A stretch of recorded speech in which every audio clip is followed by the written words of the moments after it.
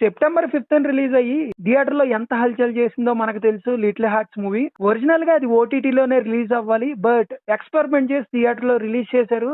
అసలు వాళ్ళకి ఐడియా ఎందుకు వచ్చిందంటే, అనగనగా సినిమా సుమంత్ది ఓటీటీలో చాలా మ్యాసివ్ రెస్పాన్స్ వచ్చింది. ఆ సినిమా థియేటర్ లో రిలీజ్ చేస్తుంటే ఎంత బాగుండేదో అని చెప్పి చాలా పాజిటివ్ ఫీడ్బ్యాక్ తెచ్చుకున్నారు. సో అలా లిటిల్ హార్ట్స్ కి జరగకూడదని థియేటర్ లో రిలీజ్ చేశారు.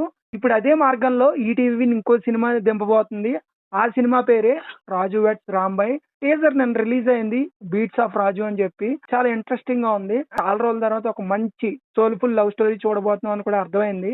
అండ్ టీజర్ లో ఒక డైలాగ్ ఉంది ఆడవాళ్ళ గురించి, అది నేను చెప్పడం కన్నా మీరు చూస్తే ఇంకా బాగుంటది.